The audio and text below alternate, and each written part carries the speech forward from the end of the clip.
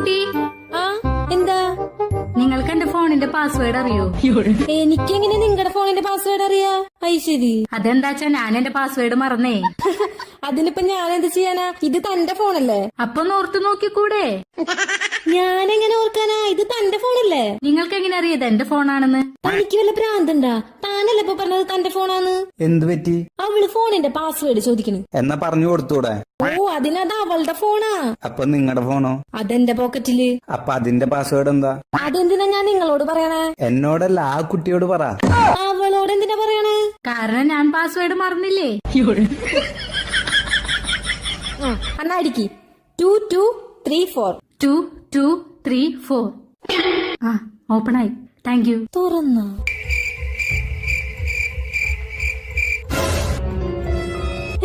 അവളുടെ മോഡെന്താ ഇവിടെ?